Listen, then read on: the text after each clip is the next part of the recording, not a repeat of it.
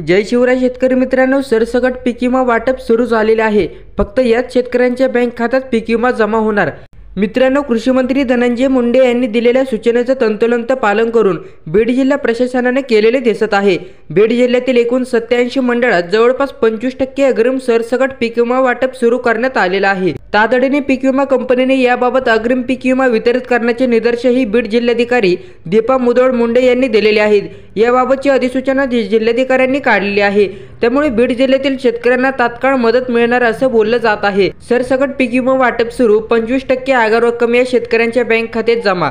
3 दिवसांपासून छत्रपती संभाजीनगर येथे महाराष्ट्र राज्याचे कृषी मंत्री धनंजय मुंडे यांनी मराठवाड्यातील दुष्काळ भागातील परिस्थितीचा आढावा घेतलेला आहे। यामध्ये मराठवाड्यातील जिल्ह्यांना दिलेल्या आदेशाचे बीड जिल्ह्याच्या प्रशासनाने तंतोतंत पालन केलेले दिसत आहे। जिल्ह्यातील खास करून सोयाबीन या उत्पादनाच्या बाबतीत पावसाचा दीर्घकालीन खंड पडत गेल्यामुळे जिल्ह्यातील शेतकरी संकटात आलेले होते। तर मित्रांनो, ही होती आजची अपडेट। व्हिडिओ आवडला तर व्हिडिओला लाईक करा, चॅनलला सबस्क्राईब करा व व्हिडिओ इतरांना नक्की शेअर करा। धन्यवाद।